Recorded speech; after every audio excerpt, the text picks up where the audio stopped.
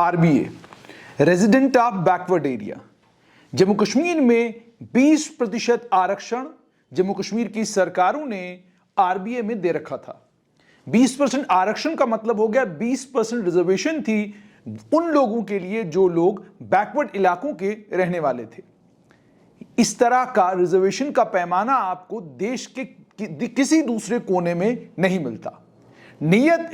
इस मामले में जम्मू कश्मीर सरकार की बिल्कुल सही रही होगी कि जो लोग पिछड़े हुए इलाकों में रहते हैं, जहां रोड कनेक्टिविटी की दिक्कत है, बिजली, पानी, सड़क के मसले मसाइल हैं, स्वास्थ्य सुविधाएं उपलब्ध नहीं हैं, अच्छे स्कूल नहीं हैं, उसके चलते कुछ एरियाज को हम चिन्हित करते हैं और उन इलाके में रहने वाले लोगों को हम आरबीए कहेंगे, रेजिडेंट ऑफ बैकवर्ड एरिया कहेंगे, और उन्हें रिक्रूटमेंट में 20% का आरक्षण मिलेगा। लेकिन ये आरबीए असल में था क्या? जब आप आरबीए के जेनेसिस में जाएंगे तो आपको पता चलेगा कि रेजिडेंट ऑफ बैकवर्ड एरिया का मतलब यह था कि आप जिस भी सियासी जमात के साथ जुड़े हुए हैं, उस सियासी जमात का लीडर, उस सियासी जमात का एमएलए, उस सियासी जमात से ताल्लुक रखने वाला मंत्री सोशल वेलफेयर विभाग से अपनी मनमर्जी के मुताबिक इलाकों को आरबीए में डलवाता था। कोई क्राइटेरिया नहीं और ना किसी क्राइटेरिया का कभी ख्याल रखा जाता था। आरबीए में उन लोगों को भी डाला गया और उन लोगों ने भी आरबीए के सर्टिफिकेट का मजा लिया जिन लोगों ने कभी गांव में पढ़ाई नहीं की, जो लोग कभी गांव में रहे ही नहीं, लेकिन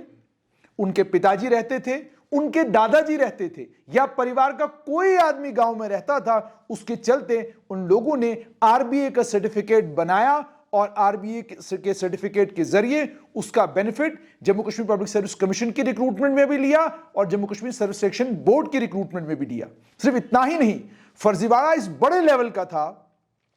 कि बच्चे पढ़ते जम्मू में, बच्चों ने पढ़ाई की श्रीनगर में, बच्चों ने पढ़ाई जम्मू और श्रीनगर के बेहतरीन स्कूलों में की, लेकिन उसके बाद जब रिक्रूटमेंट की बारी आई तो आरबीए के रास्ते से वो लोग रिक्रूट होकर जम्मू कश्मीर में सरकारी मुलाजमत करना शुरू हो गए। और उसके बाद उस पर तुर्रा ये कि जो लोग आरबीए में सिलेक्ट हुए उन लोगों ने कभी भी उन इलाकों में जाकर वापस नौकरी नहीं की जिन इलाकों के आरबीए सर्टिफिकेट बनाकर वो सरकारी मुलाजमतों में आए।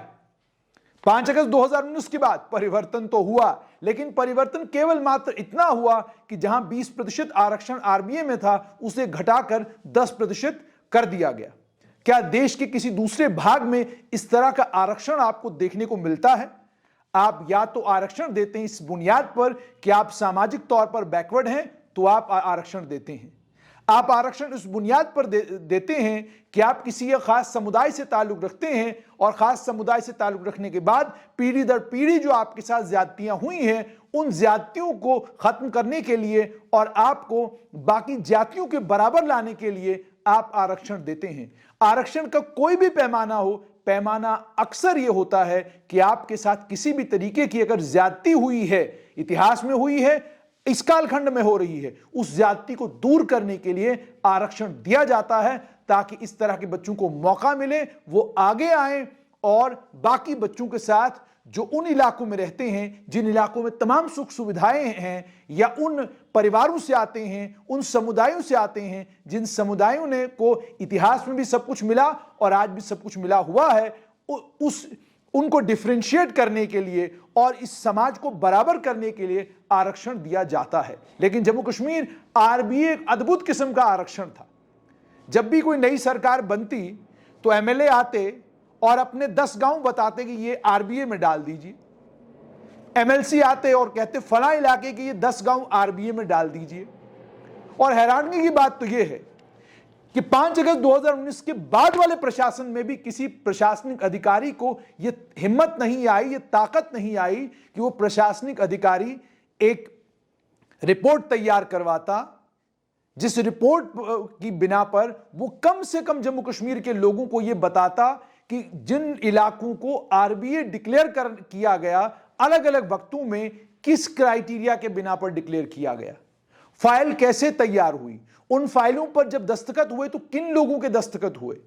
किन कंडीशंस में, क्या सूरत हाल थी जिस सूरत हाल की बिना पर आपको लगा कि यह इलाका बैकवर्ड है और इस इलाके को बैकवर्ड एरिया में डाला जाना चाहिए,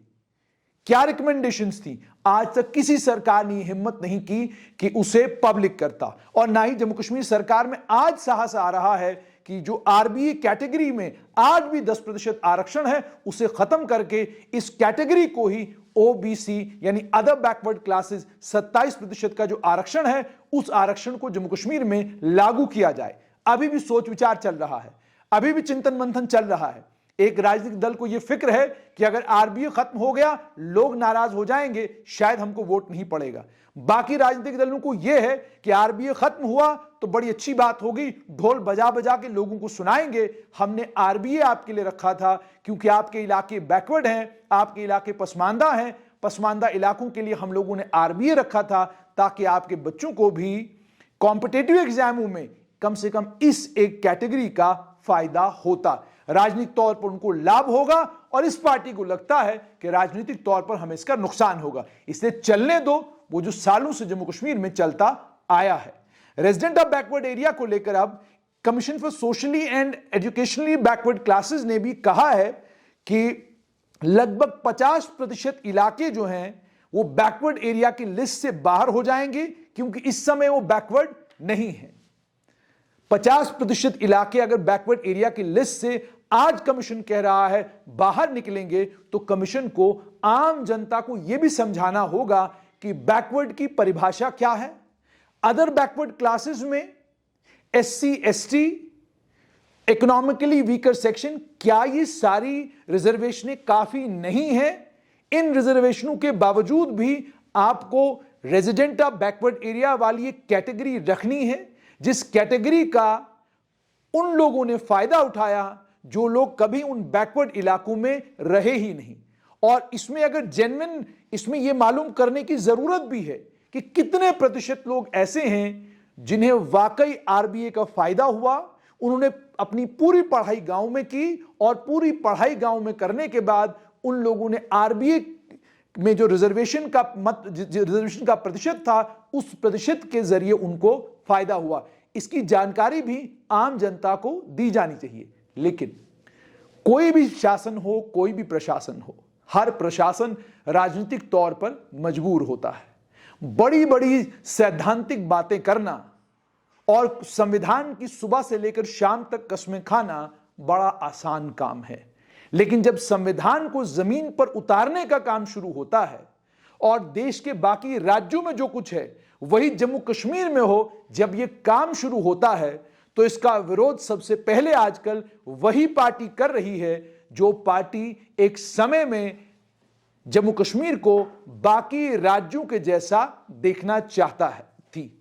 और उस पार्टी की इकाई का भी कुछ एक नेतृत्व है जिस नेतृत्व को यह लग रहा है कि ये जितने भी फैसले किए जा रहे हैं इनका राजनीतिक नुकसान हमें आने वाले कल में हो सकता है।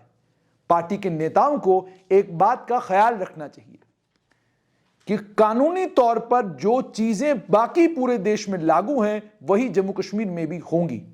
और अगर आरबीए का राजनीतिकरण हुआ है तो उसकी रिपोर्ट तैयार करके आम जनता के सामने रखने का काम लेफ्टिनेंट गवर्नर मनोज सिन्हा के प्रशासन को करना चाहिए। आपको बताना चाहिए लोगों को कि जो आरबीए की कैटेगरी बनाई गई थी जिसमें 20% का आरक्षण था, उस 20% के आरक्षण में जिन इलाकों को डाला गया वो किस बुनियाद पर डाला गया। आपको बताना चाहिए लोगों को कि किसी भी इलाके को आरबीए डिक्लेयर करने से पहले क्या एक्सरसाइज जिला लेवल पर हुई, क्या एक्सरसाइज ब्लॉक लेवल पर हुई, क्या एक्सरसाइज पंचायत लेवल पर हुई, किन यार्डस्टिक्स पर आपने तय किया कि यह इलाका बैकवर्ड है, किन यार्डस्टिक्स पर आपने यह तय किया कि इस इलाके को आरबीए में डालना चाहिए और इस इलाके को आरबीए से बाहर निकाल देना चाहिए। क्या पैरामीटर्स थे? वो पैरामीटर्स आज जम्मू कश्मीर की आम जनता को पता चलना चाहिए, तभी जाकर आम जनता को पता चलेगा कि किस तरह का राजनीतिकरण आरबीए का हुआ है और उसी राजनीतिकरण के चलते आम जनता के साथ कितनी ज्यादा ज्यादती एक कैटेगरी की वजह से हुई है। यह तभी होगा जब सरकार एक रिपोर्ट के साथ सामने आएगी। अगर सरकार रिपोर्ट के साथ सामने नहीं आती तो इसका मतलब साफ तौर पर यह होगा कि आरबीए कैटेगरी जम्मू कश्मीर के लोगों की भलाई के लिए थी।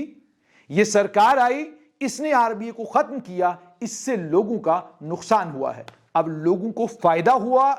आरबीए के 10% के घटने से, फायदा होगा अगर आरबीए को मुकम्मल तौर पर खत्म किया जाएगा, या नुकसान होगा, ये इसी बात पर तय होगा जब जम्मू कश्मीर का इस समय का प्रशासन एक रिपोर्ट लेकर सामने आए, जो रिपोर्ट ये आम लोगों को बताए कि आरबीए गांव किन बुनियादों पे तय किए जाते थे, किन लोगों के कहने पर तय किए जाते थे, क्या एक्सरसाइज हुआ करती थी। ये सारी जानकारी आम जनता को देना जरूरी है।